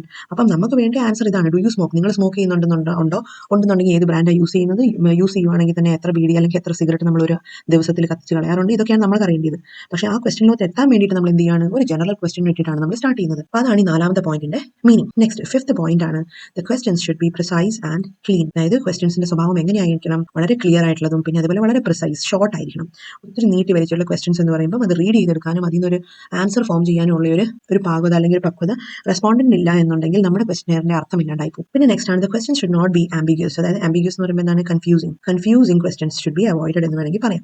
അതായത് നമ്മളെ കൺഫ്യൂസ് ആക്കുന്ന രീതിയിലുള്ള ക്വസ്റ്റൻസ് എന്താവണം, അത് നമ്മൾ അവോയ്ഡ് ചെയ്യാൻ പറ്റണം. പിന്നെ നമ്മളോട് പറയുന്ന അടുത്തൊരു കോൺസെപ്റ്റ് എന്ന് പറയുമ്പോൾ ഏഴാമത്തത്, use yes or no questions കൂടുതൽ യൂസ് ചെയ്യാം. ഓക്കെ, അപ്പോൾ അതെന്തുകൊണ്ടാണ്, അത് വളരെ ക്ലിയർ ആയിട്ടുള്ള രീതിയിൽ ആൻസർ നമുക്ക് ഡു യു സ്മോക്ക് എന്ന് പറയുമ്പോൾ അതിൽ ഒത്തിരി ചിന്തിക്കേണ്ട ആവശ്യമില്ല. വലിക്കുന്നുണ്ട് യെസ്, ഇല്ല എന്നുണ്ടെങ്കിൽ നോ. അപ്പോൾ നമുക്ക് ഇവിടെ കൂടുതൽ കൺഫ്യൂഷന്റെ ആവശ്യം വരുന്നില്ല അല്ലെ. അപ്പോൾ യെസ് ഓർ നോ ക്വസ്റ്റൻസ് കൂടുതൽ ഇൻവോൾവ് ചെയ്യുക. അപ്പോൾ ഇങ്ങനത്തെ യെസ് ഓർ നോ ക്വസ്റ്റൻസിന് നമ്മൾ പറയും ടു വേ ക്വസ്റ്റൻസ്. അതല്ല എങ്കിൽ അതിനെ പറയും ക്ലോസ്ഡ് എൻഡഡ് ക്വസ്റ്റൻസ് എന്ന് പറയും. ക്ലോസ്ഡ് എൻഡഡ് ക്വസ്റ്റൻസ് എന്ന് നമ്മൾ ഇതിനെ വിളിക്കും. അപ്പോൾ ഇങ്ങനത്തെ ക്വസ്റ്റൻസ്, മൾട്ടിപ്പിൾ ചോയ്സ് ക്വസ്റ്റൻസ് ഒക്കെ നമ്മൾ ഇൻവോൾവ് ചെയ്യിപ്പിക്കുകയാണെങ്കിൽ നമുക്ക് എന്ത് ചെയ്യാം, വളരെ ക്ലീൻ ആയിട്ടുള്ള രീതിയിൽ നമുക്ക് ക്വസ്റ്റനെയർ ഫ്രെയിം ചെയ്യാം. ഇനി ക്ലോസ്ഡ് എൻഡഡ് ക്വസ്റ്റൻസ് എന്ന് പറയുമ്പോൾ നമ്മൾ എപ്പോഴും മനസ്സിലാക്കുക ഇവിടെ ക്ലോസ്ഡ് എൻഡഡ് ആണ്. അതായത് നമ്മൾ ഒരു പരിധിക്കുള്ളിൽ ഒതുങ്ങിയിട്ടാണ് നമ്മൾ ആൻസർ പ്രതീക്ഷിക്കുന്നത്, യെസ് അല്ലെങ്കിൽ നോ, അത്രേ ഉള്ളൂ. അതിൽ കൂടുതൽ വലിയൊരു പ്രസംഗത്തിന്റെ ആവശ്യമില്ല എന്ന് ചുരുക്കം. ഇനി ഇതേ സ്ഥാനത്ത് വേറൊരു ടൈപ്പ് ക്വസ്റ്റൻസ് തന്നെ ഉള്ളത്, അതാണ് open ended questions. Open ended questions എന്ന് പറയുമ്പോഴത്തേക്കും ഈ പാരഗ്രാഫ് ടൈപ്പ് ക്വസ്റ്റൻസ് ഇല്ലേ, അതാണ് ഓപ്പൺ എൻഡഡ് ക്വസ്റ്റൻസ് എന്ന് പറയുമ്പോൾ നമുക്ക് ഇത് ശരിക്കും പറഞ്ഞാൽ എട്ടാമത്തെ പോയിന്റ് അല്ല കേട്ടോ, ഇത് ജസ്റ്റ് ഈ ഒരു കോൺസെപ്റ്റ് പറഞ്ഞു പോയപ്പോൾ പറഞ്ഞേ ഉള്ളൂ. ഓപ്പൺ എൻഡഡ് ക്വസ്റ്റൻസിന്റെ സ്പെഷ്യാലിറ്റി എന്ന് വെച്ചാൽ ഇവിടെ നമ്മളെ എക്സ്പ്രസ് ചെയ്യാനുള്ള ക്വസ്റ്റൻസിനെയാണ് ഓപ്പൺ എൻഡഡ് ക്വസ്റ്റൻസ് എന്ന് പറയുന്നത്. ക്ലോസ്ഡ് എൻഡഡ് എന്ന് പറയുമ്പോൾ നമുക്ക് ഇവിടെ 2-3 ഓപ്ഷൻസേ ഉള്ളൂ, അതിനുള്ളിൽ നമ്മൾ എഴുതുക എന്നുള്ളത് നടക്കുള്ളൂ. അതേ സമയത്ത് നമ്മളോട് പറയാം ഡു യു സ്മോക്ക് എപ്പോഴൊക്കെ എങ്ങനെയൊക്കെ എന്നൊക്കെ ചോദിക്കുകയാണെങ്കിലോ നമുക്ക് വാരി വലിയൊരു എസ്സേ പോലെ നമുക്ക് ഒരു ഫുൾ പേജിൽ എഴുതാൻ പറ്റും. അപ്പം അതിന്റെ ആവശ്യമില്ലാത്ത ടൈപ്പ് ക്വസ്റ്റൻസിനെ നമ്മൾ എന്ത് ചെയ്യാം, ക്ലോസ്ഡ് എൻഡഡ് ക്വസ്റ്റൻസ് ആക്കിയിട്ട് എഴുതണം. ഇനി ഒത്തിരി ഡീറ്റെയിൽസ് വേണം എന്നുള്ളത് നമ്മൾ എന്ത് ചെയ്യണം, ഓപ്പൺ എൻഡഡ് ക്വസ്റ്റൻസ് ഇൻവോൾവ് ചെയ്യണം. നമ്മളോട് അടുത്ത് പറയാൻ പോകണമെന്ന് വെച്ചാൽ various methods of data collection ആണ്. Methods of data collection. അപ്പോൾ ഈ മെത്തേഡ്സ് ഓഫ് ഡേറ്റ കളക്ഷൻ എന്ന് നമ്മൾ പറയുമ്പോഴത്തേക്കും ഒത്തിരി മെത്തേഡ്സ് ഉണ്ട് ബേസിക്കലി. പക്ഷേ നമുക്ക് ഈ ഡേറ്റ കളക്ട് ചെയ്യുന്നതിന്റെ പിന്നിൽ നമുക്ക് ഇവിടെ പറഞ്ഞിരിക്കുന്ന രീതിയിൽ, അതായത് നിങ്ങളുടെ ഒരു പഠിക്കേണ്ട ഒരു പോയിന്റ് ഓഫ് വ്യൂ കൂടെ നോക്കിക്കഴിഞ്ഞാൽ ഇവിടെ ആകെ 3 മെത്തേഡ്സ് ആണ് ചോദിച്ചിരിക്കുന്നത്. നമുക്കിവിടെ എഴുതാം. ഏറ്റവും ആദ്യത്തേതാണ് പേഴ്സണൽ ഇന്റർവ്യൂസ്, നെക്സ്റ്റ് ആണ് മെയിൽഡ് ക്വസ്റ്റിനെയർ മെത്തേഡ്, മൂന്നാമത്താണ് ടെലിഫോണിക് ഇന്റർവ്യൂസ്. അപ്പോൾ ഇത് കൂടാണ്ട് നമ്മുടെ സിലബസ് എന്ന് വെച്ചാൽ സിലബസിൽ വളരെ ലിമിറ്റഡ് ആയിട്ടുള്ള കാര്യങ്ങളാണ് കൊടുക്കാറ്. ഇത് കൂടാണ്ട് നമ്മൾ ഇന്നത്തെ ഒരു ടെക്നോളജി ഡെവലപ്പ് ആയത് വെച്ചൊക്കെ നോക്കിക്കഴിഞ്ഞാൽ നമുക്ക് ഒത്തിരി വേരിയസ് അതർ മെത്തേഡ്സ് ഉണ്ട്. അപ്പോൾ ഇത് ബേസിക്കലി നമ്മുടെ സിലബസിൽ പഠിക്കാനുള്ള ഏതാണെന്ന് വെച്ചാൽ ഇത്രയും കാര്യങ്ങൾ മാത്രം പഠിച്ചാൽ മതി. Personal interviews, mailed questionnaires and telephonic interviews. അപ്പോൾ നമുക്ക് ഓൾറെഡി മനസ്സിലായി. പേഴ്സണൽ ഇന്റർവ്യൂസ് എന്ന് പറയുമ്പോൾ പേര് തന്നെ നമുക്കറിയാം അല്ലേ? ആരും ഇന്റർവ്യൂ എന്ന് പറയുന്ന ഒരു വാക്ക് അറിയാത്തവരില്ല, പേഴ്സണൽ എന്ന് പറയുന്ന വേർഡിന്റെ മീനിങ് അറിയാത്തവരില്ല. അപ്പോൾ ഇവിടുത്തെ ഇത്രയേ ഉള്ളൂ കോൺസെപ്റ്റ്. അതായത് നമ്മുടെ റിസർച്ചർ എന്ന് പറയുന്നത് നമ്മുടെ റിസർച്ചറാണ് കേട്ടോ. റിസർച്ചർ നേരിട്ട് നമ്മുടെ ഇന്റർവ്യൂയി എന്ന് നമ്മൾ വിളിക്കും, ഓക്കെ, അല്ലെങ്കിൽ നമ്മുടെ റെസ്പോണ്ടന്റ് എന്ന് വിളിക്കാം. അപ്പം ഇന്റർവ്യൂയി എന്നിട്ടേക്കാം ആയിന്ന്. അപ്പം നമ്മുടെ റിസർച്ചർ നേരിട്ട് ഇവിടെ എന്താണ് ഫേസ് ടു ഫേസ് ആയിട്ട് നേരിട്ട് ഇയാളെ കണ്ട് ഇയാളോട് സംസാരിച്ച് ക്വസ്റ്റ്യൻസ് ഒക്കെ ചോദിച്ച് ഇയാളുടെ എന്താ പറയുന്നത് ഡേറ്റ കളക്ട് ചെയ്യുവാണ്. അതിനെയാണ് പേഴ്സണൽ ഇന്റർവ്യൂസ് എന്ന് പറയുന്നത്. ഇനി രണ്ടാമതാണ് mailed questionnaire method. Mailed questionnaire എന്ന് പറയുമ്പോഴും ഇത് മനസ്സിലാക്കാവുന്നേ ഉള്ളൂ. ഓൾറെഡി നമ്മൾ പഠിച്ചു ക്വസ്റ്റിനെയർ എന്താണ്. ഇനി മെയിൽഡ് എന്ന് പറയുമ്പോൾ മീനിങ് എന്താണ്? മെയിൽ, ഫീമെയിൽ, ആ മെയിലാണോ? അല്ല. മെയിൽഡ് ക്വസ്റ്റിനെയർ എന്ന് പറയുമ്പോഴത്തേക്കും എന്ത് ചെയ്യുകയാണ് ഇവിടുത്തെ റിസർച്ചർ ഈ ക്വസ്റ്റിനെയറിനെ നമ്മുടെ റെസ്പോണ്ടന്റിന്റെ അടുത്തോട്ട് അയച്ചു കൊടുക്കുകയാണ്, മെയിൽ അയക്കുകയാണ്. അത് ഇമെയിൽ ആണോ, തപാൽ മെയിൽ ആണോ, എന്ത് മെയിലാണെന്നറിയില്ല. എന്താണേലും എങ്ങനെയും ഈ പറയുന്ന ഒരു ക്വസ്റ്റിനെയർ, ഈ ക്വസ്റ്റിന്റെ ഒരു വലിയ ക്വസ്റ്റ്യൻ പേപ്പർ പുള്ളി ഏതെങ്കിലും മാർഗം വഴി അയച്ചു കൊടുക്കുകയാണ്. റിസർച്ചർ ആർക്കാണ്? ഇൻവെസ്റ്റിഗേറ്ററിന് വേണ്ടിയിട്ട് അയച്ചു കൊടുക്കുകയാണ്. ഓക്കെ, അപ്പം ഈ പറയുന്ന റെസ്പോണ്ടന്റ് എന്ത് ചെയ്യുകയാണ്? ഈ ക്വസ്റ്റിനെയർ കാണുവാണെങ്കിൽ അയാൾക്ക് മനസ്സ് തോന്നിയാൽ ഇയാൾ എന്ത് ചെയ്യും? ഇയാൾ ഈ ഒരു ക്വസ്റ്റിനെയർ ഫില്ല് ചെയ്ത് തിരിച്ചയക്കുന്നില്ലെങ്കിലോ സ്വാഭാവികമായിട്ടും ഈ റിസർച്ചർക്ക് ഈ റെസ്പോണ്ടന്റിന്റെ ക്വസ്റ്റിനെയർ കിട്ടില്ല. അപ്പൊ അതുകൊണ്ട് തന്നെ പലപ്പോഴും അയച്ചു കൊടുക്കുന്ന മെയിലിൽ, അതായത് എല്ലാ മെത്തേഡിലും അതിൻ്റെതായ അഡ്വാൻറ്റേജസും ഡിസഡ്വാൻറ്റേജസും. അപ്പോൾ ഈ ക്വസ്റ്റിനെയർ അയച്ചു കൊടുക്കുമ്പോൾ തപാൽ വഴി അങ്ങനെയൊക്കെയാണ് അയക്കുന്നതെങ്കിൽ അത് ചിലപ്പോൾ കിട്ടണമെന്നില്ല. പിന്നെ അതേപോലെ തന്നെ ചിലപ്പം നമ്മുടെ മെയിൽ ബോക്സിലൊക്കെ സാധനങ്ങളൊക്കെ ഇങ്ങനെ വന്ന് കിടക്കുകയില്ല. പണ്ടൊക്കെ ആണെങ്കിൽ ഓരോ പരസ്യവും ഇതൊക്കെ ഇങ്ങനെ വന്ന് കിടക്കുമല്ലോ, അഡ്വർടൈസ്മെന്റ്സും ഒക്കെ, ഓരോ ബ്രോഷറും ഫ്ലയറും ഒക്കെ. അപ്പം അതൊക്കെ പല ആൾക്കാരും താഴെ തന്നെ ഇട്ടേച്ച് അവിടെ താഴെ തന്നെ ഗാർബേജിൽ ഇട്ടേച്ചിട്ടാണ് ന്യൂസ് പേപ്പർ ഒക്കെ എടുത്ത് വീട്ടിൽ പോരുന്നത് അല്ലേ? അപ്പം അങ്ങനത്തെ ഒക്കെ സിറ്റുവേഷൻ ആണെങ്കിൽ ഉറപ്പായും ഈ പറയുന്ന ക്വസ്റ്റിനെയർ എന്ന് പറയുന്നത് അവിടെ ഇട്ടേച്ച് പോകത്തേ ഉള്ളൂ, റൈറ്റ്? സോ അപ്പോൾ അത് ശരിക്കും പറഞ്ഞാൽ ഉള്ള ഇൻവെസ്റ്റിഗേറ്ററിന്റെ അല്ലെങ്കിൽ ഈ പറഞ്ഞ റെസ്പോണ്ടന്റിന്റെ അടുത്ത് കിട്ടണമെന്ന് പോലും നിർബന്ധമില്ല. ഇനി മൂന്നാമതാണ് ടെലിഫോണിക് ഇന്റർവ്യൂസ്. അപ്പോൾ ടെലിഫോണിക് ഇന്റർവ്യൂസ് എന്ന് പറയുമ്പോൾ എപ്പോഴും ഓർക്കുക, അതായത് ഈ പേഴ്സണൽ ഇന്റർവ്യൂ പോലെ തന്നെയാണ്, പക്ഷേ ഇവിടെ എന്താണ് നമ്മൾ വ്യക്തിയെ ചിലപ്പം കാണുന്നില്ല. ടെലിഫോണിക്കലി നമ്മൾ എന്ത് ചെയ്യുകയാണ്? ഇയാളെ ഇന്റർവ്യൂ ചെയ്യുകയാണ്. അപ്പോൾ ഇന്നത്തെ കാലഘട്ടം ആയതുകൊണ്ട് നമുക്കറിയാം പല രീതിയിൽ നമുക്ക് ഇന്റർവ്യൂസ് എടുക്കാം. ഏത് നാട്ടിലുള്ള ആൾക്കാരെ നമുക്ക് ജോലിക്ക് ഹയർ ചെയ്യാം. അപ്പം എനിത്തിങ് ഇസ് പോസിബിൾ എന്ന് പറയുന്ന ഒരു കാലഘട്ടത്തിലോട്ട് നമ്മൾ എത്തിക്കഴിഞ്ഞു അല്ലേ? അപ്പം നമ്മുടെ റിസർച്ചർ എന്ത് ചെയ്യുന്നു? ടെലിഫോണിക്കലി നമ്മുടെ എന്താ പറയുക ഇന്റർവ്യൂവിനെ ഇയാളെ ടെലിഫോണിക്കലി ബന്ധപ്പെട്ട് കാര്യങ്ങളൊക്കെ ക്വസ്റ്റ്യൻസ് ഒക്കെ ചോദിച്ച് മനസ്സിലാക്കി ഡേറ്റ കളക്ട് ചെയ്തെടുക്കുന്നു. അതാണ് ബേസിക്കലി ടെലിഫോണിക് ഇന്റർവ്യൂസ് മെത്തേഡിന്റെ സ്പെഷ്യാലിറ്റി. അപ്പം ഒരു കാര്യം ഓർക്കേണ്ടത് വെച്ചാൽ ടെലിഫോണിക് ഇന്റർവ്യൂസ് ഒക്കെ ആണെങ്കിൽ പോലും ജോലിയിൽ എടുക്കുമ്പോഴൊക്കെ എന്ന് വെച്ചാൽ ആൾക്കാർക്ക് ഒരു തോന്നലുണ്ട്, ടെലിഫോണിക്കലി അല്ലേ, അപ്പോൾ പിന്നെ കുഴപ്പമില്ലല്ലോ എന്നൊക്കെ. പക്ഷേ അതല്ല, ടെലിഫോണിക്കലി ആണെങ്കിൽ പോലും അതിൻ്റെതായ പ്രോപ്പർ ആയിട്ടുള്ള രീതിയിൽ നമ്മൾ നേരിട്ട് ഇന്റർവ്യൂ അറ്റൻഡ് ചെയ്യുന്ന പോലെ തന്നെ നേരെ പ്രോപ്പറായിട്ട് ഇരിക്കുക, എന്നിട്ട് കിടന്നുകൊണ്ടോ അല്ലെങ്കിൽ എന്താണ് ഓടിക്കൊണ്ടോ അല്ലെങ്കിൽ വേറെ ഏതെങ്കിലും കാഷ്വൽ ആയിട്ടുള്ള രീതിയിൽ അല്ലാണ്ട് സീരിയസ് ആയിട്ടുള്ള രീതിയിൽ തന്നെ നമ്മൾ അറ്റൻഡ് ചെയ്യുക എന്നുള്ളതാണ് ടെലിഫോണിക് ഇന്റർവ്യൂസിന്റെ കുറച്ച് സ്കിൽസും. അപ്പം അതിനെപ്പറ്റി പഠിക്കാനാണെങ്കിൽ ഒത്തിരി കാര്യങ്ങളുണ്ട്. എങ്ങനെയാണ് പ്രോപ്പർലി ഒരു ഇന്റർവ്യൂ കൊടുക്കേണ്ടതെന്നൊക്കെ ചോദിച്ചു കഴിഞ്ഞാൽ പേഴ്സണലി ഇന്റർവ്യൂ അറ്റൻഡ് ചെയ്യുന്നതിനേക്കാളും സൂക്ഷിച്ച് വേണം ടെലിഫോണിക് ഇന്റർവ്യൂസ് നമ്മൾ അറ്റൻഡ് ചെയ്യാൻ. ഓക്കെ, അപ്പോൾ ഇത്രയാണ് various methods of data collection. ഇനി നെക്സ്റ്റ് ആണ് പൈലറ്റ് സർവേ. പൈലറ്റ് സർവേനെ നമ്മൾ വേറെ പേരും കൂടി പറയും, that is called pre testing. ഇത് എന്ത് കോൺസെപ്റ്റുമായിട്ട് റിലേറ്റഡ് ആണെന്ന് ചോദിച്ചു കഴിഞ്ഞാൽ ഇത് ക്വസ്റ്റിനെയറുമായിട്ട് ബന്ധപ്പെട്ടിരിക്കുന്ന ഒരു കോൺസെപ്റ്റ് ആണ്. നമുക്കറിയാം, അതായത് ക്വസ്റ്റിനെയർ എന്താ നമ്മൾ പറഞ്ഞു അല്ലെ, നമുക്ക് കിട്ടുന്ന പോലത്തെ ഒരു ക്വസ്റ്റ്യൻ പേപ്പറിന്റെ ഒരു മാതൃകയാണെന്ന് മനസ്സിലാക്കുക. അപ്പോൾ ഈ ക്വസ്റ്റ്യൻ പേപ്പർ നമുക്ക് മുമ്പിൽ കണ്ട് നമുക്ക് മനസ്സ് തോന്നിയാൽ നമ്മൾ സോൾവ് ചെയ്ത് നമ്മൾ റെസ്പോണ്ടന്റ് അയക്കുന്നു, മനസ്സ് തോന്നാത്ത ആൾക്കാർ അയക്കത്തില്ല അല്ലെ? ഇനി നമ്മൾ എന്ത് ചെയ്യുകയാണ്? ഈ ക്വസ്റ്റിനെയറിന്റെ ആ ഒരു സക്സസ്, അതല്ലെങ്കിൽ ഈ ക്വസ്റ്റിനെയർ എന്തുമാത്രം സക്സസ്ഫുൾ ആണ്, എന്തുമാത്രം പ്രാക്ടിക്കൽ ആണ്, എങ്ങനെയുണ്ട് റെസ്പോൺസ് റേറ്റ് എന്നൊക്കെ അറിയാൻ വേണ്ടിയിട്ട് നമ്മൾ എന്ത് ചെയ്യും? ഒരു ടെസ്റ്റ് ഡ്രൈവ് നടത്തും. ഓക്കെ, ടെസ്റ്റ് ഡ്രൈവ് എന്ന് പറഞ്ഞു കഴിഞ്ഞാൽ ക്വസ്റ്റിനെയർ നമ്മൾ ഒരു ടെസ്റ്റ് ഗ്രൂപ്പിന് അയച്ചു കൊടുക്കും, ഒരു സാമ്പിൾ ഗ്രൂപ്പ് എന്ന് വേണമെങ്കിൽ പറയാം. നമ്മുടെ ഫ്രണ്ട്സ് ആവാം, അതല്ലെങ്കിൽ അതായത് മെയിൻ ആയിട്ടുള്ള ആൾക്കാരല്ല, എന്തായാലും നമ്മുടെ ഒരു മെയിൻ ഓഡിയൻസ് എന്ന് പറയുന്നത് വേറെ ആയിരിക്കാം. പക്ഷേ അവർക്ക് അയച്ചു കൊടുക്കുന്നതിന് പകരം ആദ്യമേ നമ്മൾ ഈ ടാർഗറ്റ് ഓഡിയൻസിന് അയച്ചു കൊടുക്കും. ടാർഗറ്റ് ഓഡിയൻസിന് അയച്ചു കൊടുക്കുന്ന വഴി നമുക്ക് മനസ്സിലാക്കാൻ പറ്റും ക്വസ്റ്റിനെയർ എങ്ങനെയാണ് പ്രവർത്തിക്കുന്നത്. അതായത് 10 പേരിൽ നിന്ന് 5 പേര് പറഞ്ഞു, അതായത് ക്വസ്റ്റിനെയറിന്റെ ഒരു സാധനം മനസ്സിലാവുന്നില്ല, ഇത് എന്താ സംഭവം പിടികിട്ടുന്നില്ല എന്നൊക്കെ പറയുവാണെങ്കിൽ നമുക്ക് മനസ്സിലാക്കാൻ പറ്റും നമ്മുടെ ക്വസ്റ്റിനെയറിൽ എന്തൊക്കെയോ പ്രശ്നമുണ്ട് അല്ലേ? അപ്പോൾ അങ്ങനെ ഒരു ടെസ്റ്റ് ഡ്രൈവ് എന്ന് പറയുന്ന പോലെ ഒരു സാധനമാണ് ഈ പ്രീ ടെസ്റ്റിംഗ് അല്ലെങ്കിൽ പൈലറ്റ് സർവേ. അപ്പോൾ ഇത് ഇമ്പോർട്ടൻ്റ് ആയിട്ടുള്ള ഒരു കാര്യമാണ്, മറന്നു പോകരുത്. ഇത് ജസ്റ്റ് ഒരു ഇമ്പോർട്ടൻ്റ് ആയിട്ടുള്ള ഒരു ടോപ്പിക് ആയിട്ട് ഓർത്തിരിക്കുക. What do you mean by pilot survey എന്ന് ചോദിച്ചിട്ടുള്ളതാണ് ഇതിന് മുന്നേ പ്രീവിയസ് ഇയർ ക്വസ്റ്റൻസ്. ഇനി നെക്സ്റ്റ് ആയിട്ട് നമുക്ക് പഠിക്കേണ്ട ഒരു കോൺസെപ്റ്റ് എന്ന് വെച്ചാൽ it is the difference between census and sample survey. അപ്പം നമുക്കറിയാം, നമുക്കൊരു ഗ്രൂപ്പ് ഉണ്ട്, അല്ലെങ്കിൽ ഒരു സ്റ്റഡി ഗ്രൂപ്പ് എന്ന് പറയുമ്പോൾ നമ്മൾ പഠിക്കാൻ ഉദ്ദേശിക്കുന്ന ഒരു കാറ്റഗറി ആൾക്കാരുണ്ട്. അപ്പം ഇപ്പോൾ ഫോർ എക്സാമ്പിൾ നമ്മളിപ്പോൾ പഠിക്കാൻ ഉദ്ദേശിക്കുന്നത് social media addiction among youth, ഇതാണ് നമ്മുടെ ടോപ്പിക് എങ്കിൽ നമ്മുടെ ഒരു ടാർഗറ്റ് ഗ്രൂപ്പ് ആരായിരിക്കും? അതിൻ്റെ അകത്ത് 10 വയസ്സുകാരി കൊച്ചുപിള്ളേർ വരുമോ? ഇല്ല. ഇനി 90 വയസ്സുള്ള പ്രായമായിട്ടുള്ള ആൾക്കാർ വരുമോ? ഇല്ല. നമ്മുടെ ടാർഗറ്റ് ഓഡിയൻസ് എന്തായിരിക്കും? ടീനേജേഴ്സ് ആയിരിക്കും അല്ലെ? ടീനേജേഴ്സ് അല്ലെങ്കിൽ യങ്സ്റ്റേഴ്സ്, ഈ ഒരു കാറ്റഗറിയിൽ വരുന്നവരായിരിക്കും നമ്മുടെ കാറ്റഗറി. ഓക്കെ, അപ്പോൾ അതാണ് നമ്മുടെ ടാർഗറ്റ് ഓഡിയൻസ് ഓർ നമ്മൾ അതിനെ പറയും പോപ്പുലേഷൻ എന്ന് നമുക്ക് സ്റ്റാറ്റിസ്റ്റിക്കൽ ലാംഗ്വേജിൽ വേണമെങ്കിൽ പറയാം. നമ്മുടെ പോപ്പുലേഷൻ എന്ന് വെച്ചാൽ എന്താണ്? നമ്മൾ പഠിക്കാൻ ഉദ്ദേശിക്കുന്ന ഹോൾ ആയിട്ടുള്ള ഒരു ഗ്രൂപ്പിനെയാണ് നമ്മൾ പോപ്പുലേഷൻ എന്ന് പറയുന്നത്. ഇനി ഈ പോപ്പുലേഷനെ തന്നെ നമ്മൾ സ്റ്റഡി ചെയ്യണമെന്നുണ്ടെങ്കിൽ ഇവിടെ 2 മെത്തേഡ്സ് ആണ് പറയുന്നത്. ഏതൊക്കെ മെത്തേഡ്സ് ആണ്? First one is census method, second one ആണ് സാമ്പിൾ സർവേ. അപ്പൊ നമുക്കറിയാം സെൻസസ് മെത്തേഡ് എന്ന് പറയുമ്പോൾ എന്താ ഓർമ്മ വരുന്നത്? സെൻസസ് എന്ന് പറയുമ്പോൾ എന്താ ഓർമ്മ വരിക? സെൻസസ് ഒക്കെ എടുക്കാൻ വേണ്ടിയിട്ട് ആൾക്കാരൊക്കെ നമ്മുടെ വീട്ടിൽ കൂടെ വരാറുണ്ട് അല്ലെ? കുടുംബശ്രീയിലെ ചേച്ചിമാരായിട്ടും പിന്നെ അതേപോലെ തന്നെ ഓരോ ഗവൺമെന്റ് ഡിപ്പാർട്ട്മെന്റ്സിൽ നിന്നും ഒക്കെ ആൾക്കാർ വരാറുണ്ട് റെഗുലർ ആയിട്ട് നമ്മുടെ വീടുകളിൽ പലപ്പോഴും കണ്ടിട്ടുണ്ട് അല്ലെ? അപ്പൊ സെൻസസ് മെത്തേഡ് എന്ന് പറയുമ്പോൾ എന്താണ്? ബേസിക്കലി ഇവിടെ ഹോൾ പോപ്പുലേഷൻ അല്ലെങ്കിൽ പോപ്പുലേഷനിലുള്ള എല്ലാവരെയും നമ്മൾ ഇന്റർവ്യൂ ചെയ്യുവാണ്, അല്ലെങ്കിൽ അവരിൽ നിന്ന് ഡേറ്റ കളക്ട് ചെയ്യുകയാണ്. Whole units of the population എന്ന് വേണമെങ്കിൽ എഴുതാം. Whole units of the population. അപ്പൊ നമുക്ക് ഇത് മനസ്സിലാക്കാൻ വേണ്ടിയിട്ട് നമ്മൾ ഒരു ചെറിയൊരു എക്സാമ്പിൾ എടുക്കാം. Social media addiction among youth വേണ്ട, നമുക്ക് social media addiction among class 11 students എന്ന് പറഞ്ഞാലോ? ഏതെങ്കിലും ഒരു പെർട്ടിക്കുലർ സ്കൂളിലെ 11ാം ക്ലാസ്സിൽ പഠിക്കുന്ന സ്റ്റുഡൻസിന്റെ ഇടയിൽ ഈ സോഷ്യൽ മീഡിയയുടെ അഡിക്ഷനെ പറ്റിയാണ് നമ്മൾ സ്റ്റഡി ചെയ്യാൻ ഉദ്ദേശിക്കുന്നതെന്ന് വിചാരിക്കാം. അപ്പൊ അങ്ങനെയാണ് നമ്മുടെ സ്റ്റഡി നമ്മൾ ഉദ്ദേശിക്കുന്നതെങ്കിൽ നിങ്ങളുടെ ക്ലാസ്സിൽ എത്ര കുട്ടികൾ കാണും? ഒരു 30 കുട്ടികൾ കാണുമെന്ന് വിചാരിക്കാം. 30 സ്റ്റുഡൻസ്. ഇപ്പോൾ ഒരു 30 സ്റ്റുഡൻസ്, ഇതാണ് നമ്മുടെ ടോപ്പിക്. നമ്മുടെ ക്വസ്റ്റ്യൻ എന്താണ്? എത്ര പേര് നമ്മുടെ ക്ലാസ്സിൽ സോഷ്യൽ മീഡിയ അഡിക്ഷൻ ഉണ്ട് എന്നാണ് നമ്മൾ കണ്ടുപിടിക്കേണ്ടത്. അപ്പോൾ അതിൽ 30 കുട്ടികളുണ്ട് ടോട്ടൽ. അപ്പോൾ ഈ 30 കുട്ടികളെയും കൂടി നമ്മൾ ഹോൾ യൂണിറ്റ്സ്, അതായത് ഈ 30 പിള്ളേരെ നമ്മൾ എന്ത് സർവേ ചെയ്യുവാണ് എങ്കിൽ, റോൾ നമ്പർ 1, 2, 3, 4 എന്ന് പറഞ്ഞിട്ട് 30 പേരെയും നമ്മൾ സർവേ ചെയ്യുവാണെങ്കിൽ അതിന് നമ്മൾ പറയും സെൻസസ് മെത്തേഡ് എന്ന് പറയും. ഇനി നമ്മൾ എന്ത് ചെയ്യാണ്? ഈ 30 പിള്ളേരിൽ ടോട്ടൽ 30 പിള്ളേരുണ്ട് അല്ലെ? ഇതിൽ നിന്ന് നമ്മൾ സാമ്പിൾ ആയിട്ട് എന്ത് ചെയ്യുകയാണ്? കുറച്ച് 10 പേരെ മാത്രം, ഒരു കുഞ്ഞ് സാമ്പിൾ എന്നുള്ള നിലയിൽ 30 പേരിൽ നിന്ന് നമ്മൾ 10 പേരെ മാത്രം റാൻഡം ആയിട്ട് സെലക്ട് ചെയ്തിട്ട് അവരെ മാത്രം നമ്മൾ ഇന്റർവ്യൂ ചെയ്യുവാണെങ്കിൽ അവനെ പറയും നമ്മൾ സാമ്പിൾ സർവേ. അപ്പൊ ഇതാണ് 2 മെത്തേഡ്സും തമ്മിലുള്ള ഒരു ഹോൾ ഡിഫറൻസ് എന്ന് പറയുന്നത് ഇതാണ്. അതായത് നമ്മുടെ പോപ്പുലേഷൻ, നമ്മുടെ ഏരിയ ഓഫ് സ്റ്റഡി എന്നുള്ളതിനെയാണ് നമ്മൾ പോപ്പുലേഷൻ എന്ന് വിളിക്കുന്നതെന്ന് പറഞ്ഞു. ഇനി നമ്മുടെ പോപ്പുലേഷനിലുള്ള എല്ലാ യൂണിറ്റ്സിനെയും നമ്മൾ സ്റ്റഡി ചെയ്യുവാണെങ്കിൽ സെൻസസ് മെത്തേഡ് എന്ന് പറഞ്ഞു. അപ്പൊ സെൻസസ് മെത്തേഡ് എന്ന് പറയുമ്പോൾ നമ്മുടെ ഇന്ത്യയിലെ സെൻസസ് മെത്തേഡ് ഓർക്കുക കേട്ടോ. അതാകുമ്പോഴത്തേക്കും അവരെന്ത് ചെയ്യും? അവർ എല്ലാ വീടുകളിൽ കയറി സന്ദർശിച്ചിട്ട് അവിടുത്തെ ഡേറ്റ കളക്ട് ചെയ്യുക ചെയ്യുന്നത്. അതാണ് സെൻസസ് മെത്തേഡിന്റെ പ്രത്യേകത. ഇനി സാമ്പിൾ സർവേ എന്ന് പറയുമ്പോൾ എപ്പോഴും ഓർക്കുക, നമ്മുടെ അമ്മമാർ ഫുഡ് ഉണ്ടാക്കും അല്ലെ? ചോറൊക്കെ വെക്കുമ്പോഴത്തേക്കും നമുക്കറിയാം അതിൽ നിന്ന് എല്ലാ ചോറ് മണി അരിമണി കൂടി വാരി എടുത്തിട്ട് നമ്മൾ ഞെക്കി പീച്ചി കുഴച്ച് കൂട്ടി നോക്കിയല്ല. അതിൽ നിന്ന് ആകെ 1-2 സാമ്പിൾ കൂടി പോയ 3-4 സാമ്പിളും കൂടി എടുത്തിട്ടായിരിക്കും അവർ നോക്കുന്നത് അത് വെന്തോ ഇല്ലയോ എന്ന് അല്ലെ? അപ്പോൾ അത് വെന്തോ ഇല്ലയോ എന്ന് അത് ചെക്ക് ചെയ്യാൻ വേണ്ടിയിട്ട് അവർ 2-3 സാമ്പിൾ എടുത്ത് ചെക്ക് ചെയ്യുന്നു. അതിനെയാണ് ബേസിക്കലി സാമ്പിൾ സർവേ എന്ന് പറയുന്നത്. Only few units of A population is been studied. ഇനി നമുക്ക് ആലോചിച്ച് നോക്കിയേ, ഏത് മെത്തേഡാണ് കുറച്ചുകൂടി റിലയബിൾ ആയിട്ടുള്ളത്? ചുമ്മാ ഒന്ന് ആലോചിച്ച് നോക്കിയാൽ തന്നെ നമുക്കറിയാം ഏത് മെത്തേഡായിരിക്കും കുറച്ചുകൂടി നമുക്ക് വിശ്വസനീയമായിട്ടുള്ളത്. സെൻസസ് മെത്തേഡ് തന്നെയാണ് അല്ലെ? കുറച്ചുകൂടി റിലയബിൾ ആവുന്നത് സെൻസസ് മെത്തേഡാണ്. എന്തുകൊണ്ടാണ്? ബിക്കോസ് നമ്മളിവിടെ എല്ലാം, അതായത് ഒരു പോപ്പുലേഷൻ, അതായത് ഒരു ഏരിയ ഓഫ് സ്റ്റഡിയിലുള്ള എല്ലാവരെയും കൂടി നമ്മൾ സ്റ്റഡി ചെയ്ത് നമുക്ക് കറക്റ്റ് ആയിട്ടുള്ള ഡേറ്റ കയ്യിൽ കിട്ടുന്നുണ്ട്. ഇനി രണ്ടാമത്തെ നമ്മൾ നോക്കിക്കഴിഞ്ഞാലോ, സാമ്പിളിംഗ് മെത്തേഡിന്റെ പ്രത്യേകത എന്താണ്? നമ്മൾ കറക്റ്റ് സാമ്പിൾ അല്ല എടുത്തിരിക്കുന്നതെങ്കിൽ സ്വാഭാവികമായിട്ടും നമ്മുടെ റിസൾട്ട് മാറ്റം വരും. ഇപ്പൊ നമ്മൾ ഉദ്ദേശിക്കുന്ന കൊമേഴ്സിലെ ക്ലാസ് 11 കൊമേഴ്സിലെ സ്റ്റുഡൻസിനെ പറ്റിയാണ് സ്റ്റഡി ചെയ്യാൻ ഉദ്ദേശിക്കുന്നതെങ്കിൽ നമ്മൾ കുറെ സയൻസ്, ഇപ്പം കൊമേഴ്സിൽ ആകെ ഒരു 10 പേരേ ഉള്ളൂ, അതിൽ നിന്ന് ഒരു 20 ആൾക്കാർ സയൻസ് ഗ്രൂപ്പുകാരാണ് എങ്കിൽ നമ്മൾ 30 പേര് വേണമെന്ന് പറഞ്ഞല്ലോ. അപ്പോൾ ഇവർ 2 പേരെയും കൂടി കൂട്ടിയിട്ട് നമ്മൾ സ്റ്റഡി നടത്തി 10 പേരെ സെലക്ട് ചെയ്തു. ഇവിടുന്ന് ഒരു 5 പേര്, ഇവിടുന്ന് ഒരു 5 പേര്, എന്നിട്ട് നമുക്ക് കിട്ടിയ ഡേറ്റ അനുസരിച്ച് നമ്മൾ റിസൾട്ട് എഴുതി. എന്താണ്? ശരിയാണ്, നമ്മൾ ഇത്രയും സ്റ്റഡി ചെയ്തു, നമുക്ക് നമ്മുടെ ഫൈൻഡിങ്സ് അനുസരിച്ച് നോക്കുമ്പോൾ കൊമേഴ്സുകാർക്ക് ആകെ 90% ഫോൺ അഡിക്ഷൻ ആണ്, സോഷ്യൽ അഡിക്ഷൻ ഉണ്ട്, സോഷ്യൽ മീഡിയ അഡിക്ഷൻ ഉണ്ട് എന്ന് പറയുന്നതിൽ അർത്ഥമുണ്ടോ? ഇല്ല. ബിക്കോസ് ഇവിടുത്തെ സ്റ്റഡി അല്ലെങ്കിൽ ഇവിടുത്തെ സാമ്പിൾ 10 എന്ന് പറയുന്നത് ആരൊക്കെ ഉൾപ്പെടുത്തിയിട്ടുണ്ട്? വെറും കൊമേഴ്സുകാർ മാത്രമാണോ? അല്ല, അവിടെ സയൻസുകാരും കൂടി ഉണ്ട്.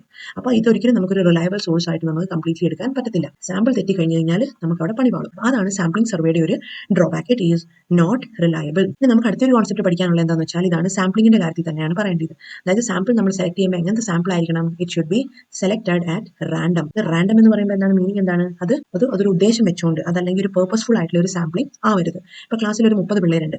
അപ്പം 30 കുട്ടികളുടെ അകത്തുനിന്ന് ഇപ്പൊ എനിക്ക് അറിയേണ്ടത്, ഞാൻ പഠിപ്പിക്കുന്ന അക്കൗണ്ടൻസി അല്ലെങ്കിൽ അക്കൗണ്ടൻസിയോ സ്റ്റാറ്റിയോ, അക്കൗണ്ടൻസിയിൽ കിട്ടിയിരിക്കുന്ന സ്കോർ ആണ് എനിക്ക് അറിയാൻ താല്പര്യം. അക്കൗണ്ടൻസിയിൽ കുട്ടികളുടെ ഒരു പെർഫോമൻസ് അറിയാനാണ് എനിക്ക് താല്പര്യം. എങ്കിൽ ഇവിടെ ഞാൻ നോക്കുമ്പോൾ 30 പേരെ നമ്മൾ ചോദ്യം ചെയ്യുകയാണെങ്കിൽ നമ്മൾ പറഞ്ഞു സെൻസസ് മെത്തേഡ് എന്ന് പറഞ്ഞു. അപ്പോൾ 30 പേരെ എടുക്കാൻ ഒരു മടിയായതുകൊണ്ട് സാമ്പിൾ എന്നുള്ള നിലയിൽ എൻ്റെ അടുത്ത് അല്ലെങ്കിൽ എൻ്റെ ഏറ്റവും ഫേവറേറ്റ് ആയിട്ടുള്ള ഒരു 5 പേരെ സെലക്ട് ചെയ്യുകയാണ്. ഓക്കെ, അപ്പം എനിക്ക് ഇഷ്ടപ്പെട്ട ഞാൻ പറഞ്ഞാൽ പഠിക്കുന്ന അല്ലെങ്കിൽ അനുസരിക്കുന്ന ഏതെങ്കിലും 5 സ്റ്റുഡൻസിനെ ഞാൻ എന്ത് ചെയ്യാണ്? സെലക്ട് ചെയ്യുകയാണ്. അപ്പോൾ സ്വാഭാവികമായിട്ടും എനിക്കറിയാം ഈ 5 സ്റ്റുഡൻസിനെ സെലക്ട് ചെയ്ത് കഴിഞ്ഞാൽ ഇവരുടെ സ്വഭാവം എങ്ങനെയാണ്? ഇവർ ഈ ഒരു സബ്ജക്ട് ടീച്ചറുമായിട്ട് വളരെ ഫ്രണ്ട്ലി ആയിരിക്കും, വളരെ നന്നായിട്ട് പഠിക്കുന്നവരായിരിക്കും, അവരെല്ലാവരും സ്കോർ ചെയ്യുന്നത് 80 to 90% ഇടയിലാണ്. അപ്പോൾ ഇവരെ മാത്രം നമ്മൾ സ്റ്റഡി ചെയ്ത് കഴിഞ്ഞിട്ട് ഞാൻ പറയുകയാണ് യെസ്, എൻ്റെ ക്ലാസ്സിൽ പഠിക്കുന്ന എല്ലാ കുട്ടികളും 5 സാമ്പിൾ വെച്ച് സെലക്ട് ചെയ്ത് ഞാൻ പറയുകയാണ് എൻ്റെ ക്ലാസ്സിൽ പഠിക്കുന്ന എല്ലാ കുട്ടികൾക്കും സ്കോർ 80 to 90 ഇടയിലാണ് എന്ന് പറഞ്ഞാൽ അത് പ്രോപ്പർ ആയിട്ടുള്ള സാമ്പിളിംഗ് മെത്തേഡ് ആണോ? അല്ല.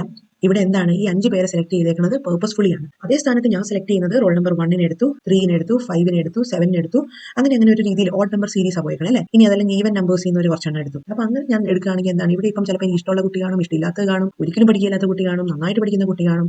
അപ്പോൾ ഇതാണ് ബേസിക്കലി റാൻഡം സാമ്പിളിംഗ് എന്ന് പറയുന്നത്. നമ്മളൊരു ഉദ്ദേശം വെച്ചുകൊണ്ട് എടുക്കുക അല്ല ഇവിടെ ചെയ്യുന്നത്. ഇവിടെ നമ്മൾ ജസ്റ്റ് ഒരു ബ്ലൈൻഡ് കാൽക്കുലേഷനിൽ നമ്മൾ നമ്മൾ ഒരു വ്യത്യാസം ഇല്ലാണ്ട് തിരിച്ച് വ്യത്യാസം ഇല്ലാണ്ടായിരിക്കും നമ്മളിവിടെ സെലക്ട് ചെയ്യുന്നത് നമ്മുടെ പോപ്പുലേഷന്. അതിനാണ് ബേസിക്കലി റാൻഡം സാമ്പിളിംഗ് എന്ന് പറയുന്നത്. അപ്പോൾ സ്വാഭാവികമായിട്ടും നമ്മൾ പേർപ്പസ്ഫുള്ളി സെലക്ട് ചെയ്യുന്ന ഒരു 5 പേരുടെ കഥ പറഞ്ഞല്ലോ, അതെന്തായിരിക്കും? അപ്പം പേർപ്പസീവ് സാമ്പിളിംഗ്, അതല്ല എങ്കിൽ അതിനെ വിളിക്കും non random sampling. Non random sampling അതല്ല എങ്കിൽ നമ്മൾ അതിനെ വിളിക്കും പർപ്പസീവ് സാമ്പിളിംഗ് എന്നും വിളിക്കും. പർപ്പസ് എന്ന് പറയുമ്പോൾ നമുക്കറിയാലോ, ഉദ്ദേശം. നമ്മൾ മനഃപൂർവ്വം ഒരു ഉദ്ദേശം വെച്ചുകൊണ്ട് ചെയ്യുന്ന ഒരു സാമ്പിളിംഗ് മെത്തേഡ് ആയിട്ട് അത് മാറും. അപ്പോൾ അതിന്റെ ഡേറ്റ എന്ന് പറയുമ്പോൾ, അതല്ലെങ്കിൽ അതിന്റെ ആ ഒരു ഡേറ്റ എന്ന് പറയുമ്പോൾ അതിന്റെ ആക്യുറസി കിട്ടണമെന്ന് ഇല്ല. ഇനി അടുത്ത നമുക്ക് പഠിക്കാനുള്ള ഒരു ഏരിയ എന്ന് പറയുമ്പോൾ ഇറ്റ്സ് റിഗാർഡിംഗ് ദ എറേഴ്സ്. അപ്പം ഇത് അടുത്ത ഒരു ഇമ്പോർട്ടന്റ് ഏരിയ ആണെന്ന് ഓർക്കുക. Errors, sampling errors. അതായത് നമ്മൾ പറഞ്ഞു സാമ്പിളിംഗ് ചെയ്യുന്ന വഴി അല്ലെങ്കിൽ ചിലപ്പോൾ എന്ത് സംഭവിക്കും, ചില എറേഴ്സുകൾ സംഭവിക്കാനുള്ള സാധ്യതയുണ്ട്. അപ്പോൾ ഇവരെ രണ്ടായിട്ട് നമ്മൾ ക്ലാസിഫൈ ചെയ്യും. ഒന്നാമത് സാമ്പിളിംഗ് എറേഴ്സും ഉണ്ട്, പിന്നെ രണ്ടാമത്താണ് നോൺ സാമ്പിളിംഗ് എറേഴ്സ്. അപ്പോൾ സാമ്പിളിംഗ് എറേഴ്സ് എന്ന് പറയുമ്പോൾ എന്താണ്, നമുക്ക് മനസ്സിലാക്കാൻ എളുപ്പമുണ്ട് ഇത്. അതായത് ഇവിടെ എന്ന് വെച്ചാൽ it is because of the selection of wrong sample. അതായത് എന്താ സംഭവിക്കുന്നത്, ഇവിടെ ഒരു തെറ്റായ സാമ്പിളിംഗ് അല്ലെങ്കിൽ സാമ്പിളിംഗ് മെത്തേഡ് ചൂസ് ചെയ്യുന്ന വഴി വന്ന തെറ്റുകളെയാണ് റോങ് സാമ്പിളിംഗ് അല്ലെങ്കിൽ സാമ്പിളിംഗ് എറേഴ്സ് എന്ന് വിളിക്കുന്നത്. സാമ്പിൾ സെലക്ട് ചെയ്യുന്നതിൽ വരുന്ന തെറ്റുകുറ്റങ്ങളാണ് ഇവ. ഇനി നോൺ സാമ്പിളിംഗ് എറേഴ്സ് എന്തായിരിക്കാം? നോൺ സാമ്പിളിംഗ് എറേഴ്സ് എന്ന് പറയുമ്പോഴത്തേക്കും സാമ്പിളിംഗ് ഒക്കെ കറക്റ്റാണ്, ഒരു കുഴപ്പമില്ല.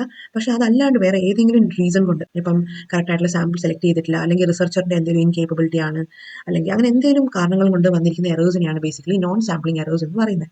അതായത് അത് സാമ്പിളിംഗിന്റെ കാരണം കൊണ്ടല്ല, അതല്ലാണ്ട് ഇപ്പോൾ ഇന്റർവ്യൂവിന്റെ ഒരു കഴിവുകേടായിരിക്കാം, അല്ലെങ്കിൽ ഇന്റർവ്യൂവർ അത്ര ഒരു പെർഫെക്റ്റ് ആയിരിക്കില്ല പുള്ളിയുടെ നോളജ്. അങ്ങനെയൊക്കെ വരുന്ന കാര്യത്തിൽ അല്ലെങ്കിൽ ചെറിയൊരു ശ്രദ്ധയില്ലായ്മ, അതൊക്കെ എന്ന് വെച്ചാൽ സാമ്പിൾ കറക്റ്റ് ആണെങ്കിൽ പോലും നമ്മൾക്ക് എറേഴ്സ് കൊണ്ടുവരുത്താനുള്ള ഓരോ കാരണങ്ങളാണ്. അപ്പോൾ അതിനെ നമ്മൾ വിളിക്കും നോൺ സാമ്പിളിംഗ് എറേഴ്സ്. നമുക്ക് അറിയേണ്ടത് എന്താണ്, അടുത്തൊരു ഇമ്പോർട്ടന്റ് ആയിട്ടുള്ള ഒരു കാര്യം എന്ന് പറയുമ്പോൾ പലപ്പോഴും ചോദിച്ചിട്ടുള്ള ഇതാണ്. അതായത് നമുക്ക് ഇന്ത്യയിൽ ഈ സാമ്പിൾ സർവേ ഒക്കെ നടത്തുന്ന ആരാണ്? നമ്മളായിട്ട് ചുമ്മാ നടത്തുന്നതാണോ? അല്ല, ഇവിടെ ചില ഏജൻസീസ് ഉണ്ട്. നമ്മുടെ ഇന്ത്യയിൽ അപ്രൂവ് ചെയ്യപ്പെട്ടിരിക്കുന്ന ചില ഏജൻസികൾ ഉണ്ട്. ഇനി അവ ഏതൊക്കെയാണെന്ന് ചോദിച്ചു കഴിഞ്ഞാൽ ദി ആർ NSS. നമ്മുടെ NSS അല്ല കേട്ടോ, നാഷണൽ സർവീസ് സ്കീം അല്ല, that is national sample survey. രണ്ടാമത്താണ് CSO, സെൻട്രൽ സ്റ്റാറ്റിസ്റ്റിക്സ് ഓഫീസ്. ഇനി മൂന്നാമത്താണ് RGI, that is registrar general of India. Text ബുക്കിൽ നോക്കിയാൽ മതി, വേറെ 2-3 ഏജൻസീസ് ഉണ്ട്. അപ്പോൾ അത് സമയം കളയുന്നില്ല, തൽക്കാലം ഇവിടെ കൊടുത്തിട്ടുണ്ട്. Okay, NSS, central statistics office, ഇതെല്ലാം ഇവിടെ കൊടുത്തിട്ടുണ്ട് ക്ലിയർ ആയിട്ട്. ഈ ഒരു പാരഗ്രാഫിൽ ചെക്ക് ചെയ്താൽ മതി. പിന്നെ അടുത്താണ് ഒരെണ്ണം വിട്ടുപോയതാണ്, ഏറ്റവും മെയിൻ ആയിട്ടുള്ള ഒരു ഏജൻസിയാണ് സെൻസസ് ഓഫ് ഇന്ത്യ. അപ്പം സെൻസസ് ഓഫ് ഇന്ത്യ ആണ് ബേസിക്കലി എല്ലാവിധ സെൻസസുകളും പുറപ്പെടുവിക്കുന്നത്. പിന്നെ ഇവിടെയാണ് എല്ലാവിധ പോപ്പുലേഷനെ പറ്റി, അതായത് നമ്മുടെ രാജ്യത്ത് താമസിക്കുന്ന എല്ലാ പൗരന്മാരെ പറ്റിയുള്ള ഡേറ്റ ഇവരാണ് കളക്ട് ചെയ്യുന്നത്, സെൻസസ് ഓഫ് ഇന്ത്യ. ഇനി സെൻസസിനെ പറ്റി എഴുതുവാണെങ്കിൽ ചെറിയൊരു ബ്രീഫ് ഹിസ്റ്ററി പറഞ്ഞുതരാം. അതായത് സെൻസസ് ഓഫ് ഇന്ത്യ എന്ന് പറയുമ്പോഴത്തേക്കും it has been conducted on every 10 years. അതായത് എല്ലാ 10 വർഷം കൂടുമ്പോഴാണ് സെൻസസ് കളക്ട് ചെയ്യുന്നത്. എവറി 10 years, 10 വർഷത്തേക്കുള്ള സെൻസസ് ആണ് കളക്ട് ചെയ്യപ്പെടുന്നത്. ഇനി തുടങ്ങിയത് എപ്പോൾ തൊട്ടാണ്? നമ്മുടെ ഇൻഡിപെൻഡൻസ് നമുക്കറിയാം 1947 അറിയാം അല്ലെ. അപ്പം ഇൻഡിപെൻഡൻസ് കഴിഞ്ഞിട്ടുള്ള ഏറ്റവും ആദ്യത്തെ സെൻസസ് കണ്ടക്ട് ചെയ്യപ്പെട്ടത് 1951 അപ്പം 1951 തൊട്ട് നമ്മൾ ഇങ്ങോട്ട് അത് കറക്റ്റ് ആയിട്ട് ഫോളോ ചെയ്ത് പോരുകയാണ്. അപ്പം ഇത്രയും കാര്യങ്ങളൊക്കെ ഓർത്തിരിക്കുക. നമ്മുടെ NSSനെ പറ്റി, അതായത് നമ്മുടെ നാഷണൽ സാമ്പിൾ സർവേനെ പറ്റിയും ക്വസ്റ്റ്യൻസ് വരാറുണ്ട്. അപ്പം അത് ജസ്റ്റ് ഒന്ന് അറിഞ്ഞിരിക്കുക, ഇവിടെ കൊടുത്തിട്ടുണ്ട്. പിന്നെ ഏതെങ്കിലും ഒരു 1-2 ഓർഗനൈസേഷൻസിന്റെ പേരൊക്കെ ചോദിച്ചു കഴിഞ്ഞാൽ ഇതൊന്നും എഴുതാൻ മറന്നേക്കല്ല്. സെൻസസ് ഓഫ് ഇന്ത്യയാണ് നമ്മൾ ഫോളോ ചെയ്യുന്ന ആ ഒരു ലീഗൽ അതോറിറ്റി. പിന്നെ അത് കഴിഞ്ഞ് കഴിഞ്ഞാൽ national sample survey, central statistics office, ഇങ്ങനത്തെ കാര്യങ്ങളൊക്കെ പിന്നാലെ വരുന്നുണ്ട്. അപ്പം ഗവൺമെന്റ് ഓഫ് ഇന്ത്യയുടെ അപ്രൂവലോടെയാണ് NSS ഒക്കെ കണ്ടക്ട് ചെയ്യുന്നത്. ബാക്കിയുടെ ഡീറ്റെയിൽസ് ഒക്കെ ഇതിന്റെ അത് കൊടുത്തിട്ടുണ്ട്. ഈ ഒരു ലാസ്റ്റ് പാരഗ്രാഫ് ജസ്റ്റ് ഒന്ന് റെഫർ ചെയ്താൽ മതി. ഓക്കെ, അപ്പം ഇതോടെ നമ്മുടെ ഏകദേശം ഈ ഒരു ചാപ്റ്റർ അവസാനിക്കുകയാണ്. അപ്പോൾ ഏറ്റവും ലാസ്റ്റിലോട്ട് കുറച്ച് ഇമ്പോർട്ടൻറ്റ് ക്വസ്റ്റ്യൻസ് ഡ്രോപ്പ് ചെയ്തേക്കാം. Thank you.